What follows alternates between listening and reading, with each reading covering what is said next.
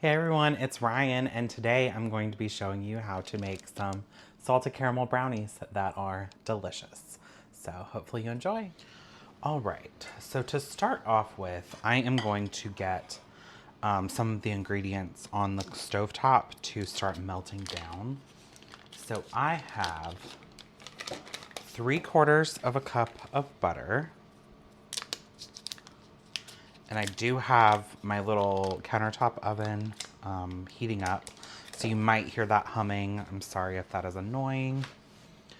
So 3/4 of a cup of butter and then 2 tablespoons of vegetable oil. 1 and 2. Okay. So that's in there. And then we need the 1/3 of a cup of sugar. So we have 1 cup of sugar and then 1/3 of a cup of sugar divided. So I'm going to add the 1/3 of a cup in here. I do have all of this measured again just because it was easier to get it set up so I could get this video going. And then we are going to also add the chocolate chips. Now, if you like chocolate chips, like chunks in your brownies, don't add this in here. Wait until the end and I'll tell you when you should add this. But I don't really like the chunks, so I am going to add it in here so that it can melt. So I'm gonna get this on the stovetop to start melting down. I'm just gonna put it on a low heat so it doesn't go too crazy. All right, so while that is heating up, put my ingredients and my recipe over here. So I have 2 mixing bowls. In my first one, I'm going to add 1 cup or 120 grams of all-purpose flour. I'm gonna do a 1/2 teaspoon of baking powder.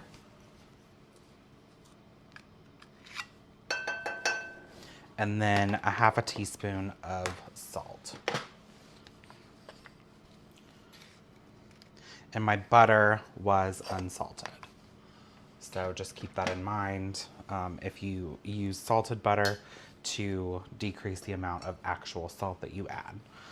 So then in here we are also going to add a 1/2 cup or 43 grams of cocoa powder.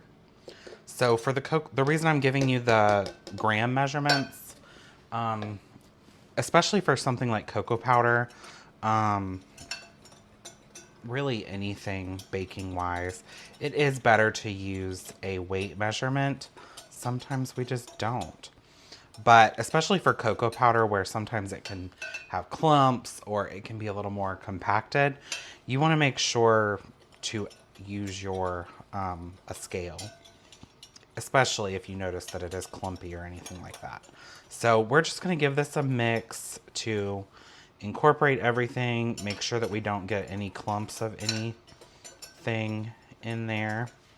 So now we're going to set this aside. And then in here, we are going to add 3 eggs.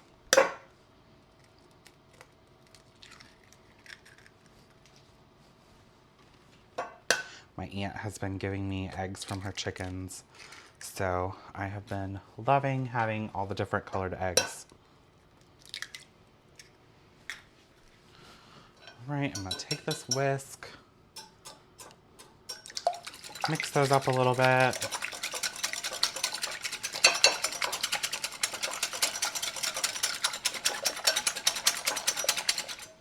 Now we are going to add 2 teaspoons of vanilla. 1, 2. Give that a good mix again. Now we are going to add the 1 cup of sugar to this, but our other mixture is not melted yet, and you don't want to add your sugar to your eggs too soon and let it sit here because the sugar can actually cook the eggs. So you would end up with a scrambled, curdled, eggy mess. So while we're waiting on that, I'm gonna set these aside. All right, so the recipe actually calls for a 9x9 pan.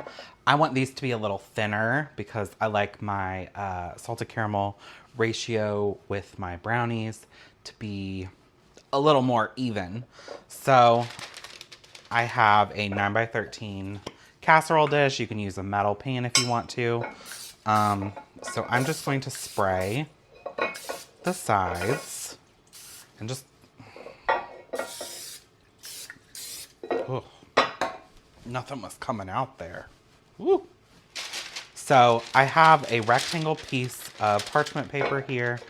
What I did was I set my dish on top of it and I just cut lines into the corners. That way it is going to lay a little nicer down in your pan, because I want to be able to lift this out later.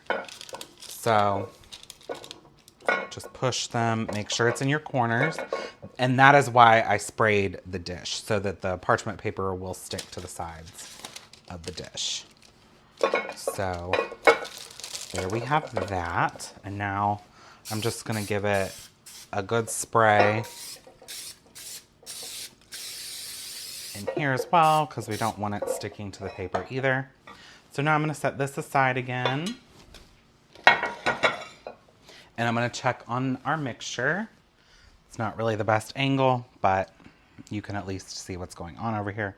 So still trying to get all of that butter and the chocolate melted. So since we have everything else prepped, I'm just going to kind of babysit this. So that means you can turn it up just a little. Don't go too crazy because you don't want it to scorch, especially with that chocolate in there.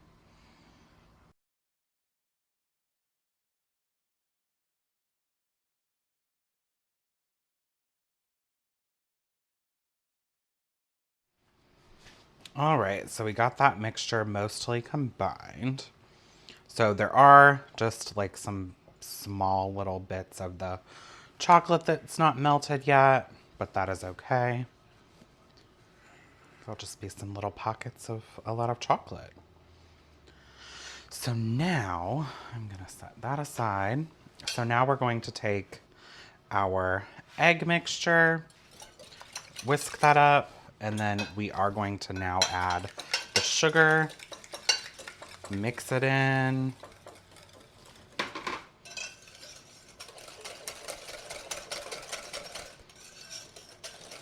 Now we will take this chocolate butter mixture and pour it into the eggs. Slowly, because this is hot and we don't want to cook the eggs.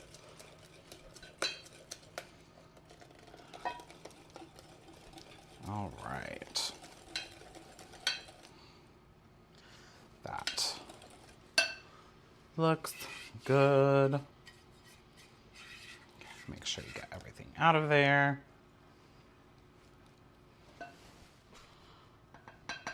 All right, so I'm going to take my whisk out now that all of that is combined. And now we're going to add our dry ingredients in here. You do not want to overmix a brownie batter because it will make like a cakey brownie. So we're going for like a really fudgy brownie. So just incorporate that flour mixture, and then you're gonna stop mixing when it is all combined. So that's why we're not using like a hand mixer. If you do use a hand mixer, because yes, I sometimes use a hand mixer to make brownies, just stop it right whenever it all gets combined. You want to make sure there's no pockets of flour or anything in there. Make sure that your dry ingredients get mixed in really nicely. Okay. So let's see. There we go. We are pretty well all mixed in. I'm not stirring it and seeing any like little clumps of flour. You know how the bubble will kind of pop and you'll have all that dry So now we're gonna take our pan, pour this in here. This smells so good. And got a little more. Okay, spread it all out evenly. Like I said, there are still a few little chunks of chocolate in there, and that is okay. So if you were not going to melt your chocolate in with the butter and sugar, just before pouring your mixture in here, you're gonna mix in the chocolate chips into your batter. So this is going to go in the oven for around 28 to 30 minutes, depending on how fudgy or more done you want your brownies. So I'm gonna put this in the oven, and then we're going to make the caramel to go on top. All right, for our salted caramel, we are going to go ahead and turn the heat on to a medium heat. And then we are going to add 1 stick of butter, or a half a cup of butter. And then we are going to add 1 cup of packed brown sugar. And then we are going to add 1 cup of either heavy cream or evaporated milk. I didn't have heavy cream on hand, so I'm using evaporated milk. And then to that, we are going to add 1 teaspoon of salt. Now this is a half a teaspoon. This may seem like a lot, but it is salted caramel. So that is 1 teaspoon of salt. And then we're going to add vanilla later. So I have a silicone covered whisk. It is too big for this pot. So I'm going to use it at first and then maybe a few times here and there. But mostly I'm just going to be using a spatula to stir this. I'm just going to start with a spatula and we will see. So because this is not just like a white sugar, like caramel where you think of it crystallizing, you are okay to stir this. And you do want to stir it somewhat frequently because you don't want it to stick to the bottom and scorch, which can happen very easily. So I'm just chopping that butter up a little bit to help everything start to heat up. And this is basically going to be this process. So I will likely do a fast forward speed through this. Once it comes to a boil, you're going to want it to sort of simmer for about 15 minutes. And that is so it can get thick enough that it's going to hold up nicely on top of our brownies. So we will watch this process.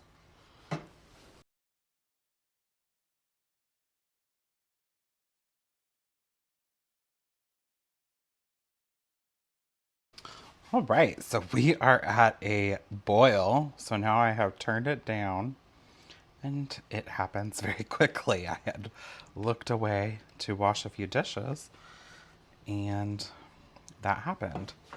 So we're just going to make sure it's on a simmer.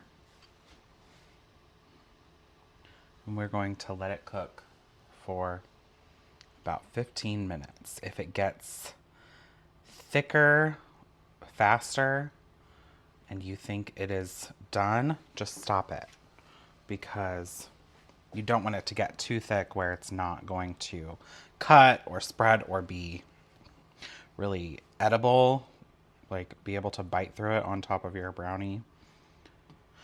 Go ahead and stop where you think it needs to be. And you'll see the thickness that I'm talking about whenever this one gets there.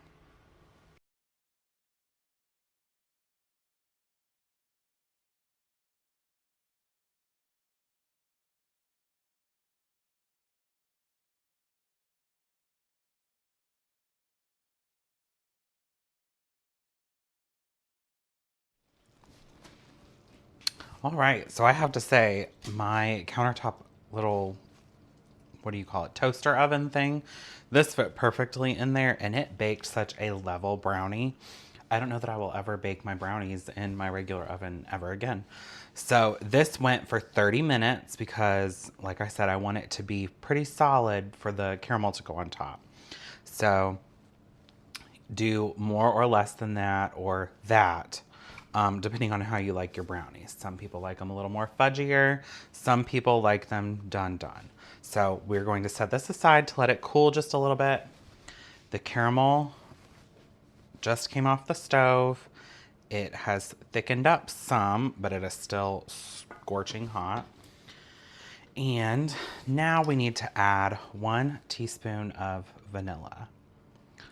So we're gonna put that in there and mix that up. I love when it always bubbles when you add the vanilla to a caramel. So just make sure that's incorporated well. And these are both going to cool here on the counter for just a little bit.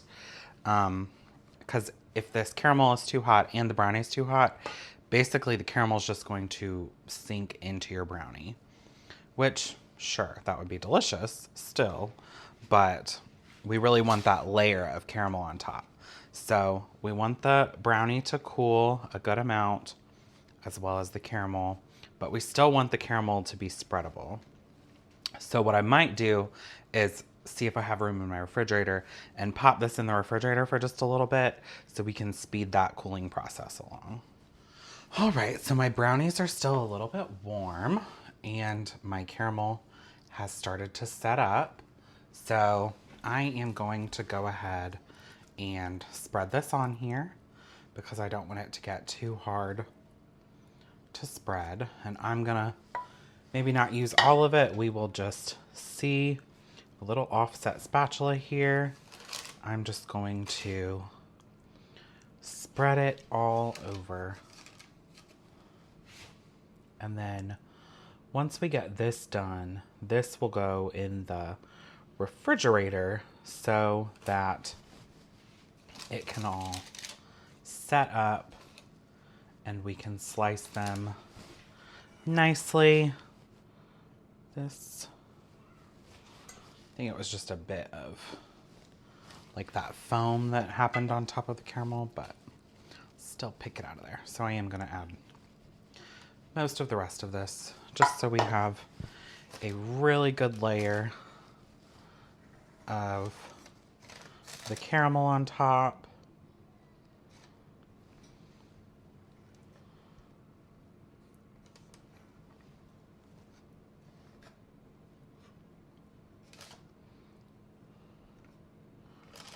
All right, so now we're just going to spread it evenly. And because the brownie is still the slightest bit warm underneath, it's gonna help this caramel spread out a little better and level off. So if you had some flake sea salt, this would be the time that you would add it on top. I do not have any. I just have kosher salt, and that would be a little too potent to add more on there. So we're gonna put this in the refrigerator. I would say at least an hour. I'm probably gonna do it for a little longer than that just because of how the day's going. And we will come back and we'll pop this out and we will slice it. All right, so these have actually been in the refrigerator for probably 6 or 7 hours at this point. So they should be nice and set up. The caramel is still maybe a little soft, so I probably could have cooked it just a little bit longer. It's so hard to tell sometimes with caramel, but they're still going to be great. And because we sprayed the sides, we just need to pull down a little bit and release that. So now I have a cup over here with really hot water in it. So we're just going to cut these, and I have cut some little wax paper squares because if you want to keep these separated nicely so the caramel doesn't just run back together, you're gonna want something like this to lay them on. And then I have a paper towel over here to dry off my knife. So I'm just going to show you one line of these just because they are going to be messy. And you are going to hear the little one in the background because it is not quite bedtime. So, all right. So you can dip it in between if you want really clean cuts, which obviously for the video, I would like to have clean cuts. So I am going to do it in between. So just wipe it on your paper towel. And you could do these into whatever sizes you want.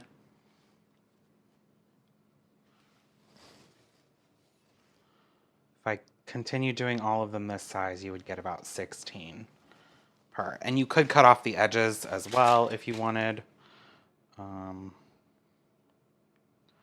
just to make them extra clean. And you have a snack, which is always good. So now we are just going to take one of these, and I think I cut through the parchment paper. Yep. Okay. Plop it on your wax paper, a little cattywampus there, and just try not to let it fold directly onto the top of your thing, because then you will have a bit of a mess when it comes time to undo it. But then you could put like a bunch of these in a box or whatever if you're trying to take these to like a party or something. They're just delicious. There was a bakery that we used to love to go to. My friends and I would do basically like bakery tours of different cities every now and then. So we would go take coolers and we would hit up, sorry, I just think I did that off camera. But we would go and hit up like 4, 5, 6 different bakeries in a city. And we would take coolers so we could get obviously more than what we would eat in one sitting. So we would take stuff home with us. So that was always fun. We haven't done that in a very long time.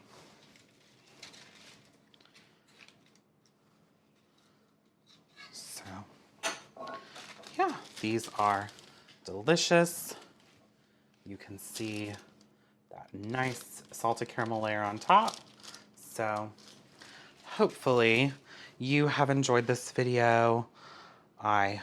This is one that I have wanted to do for so long.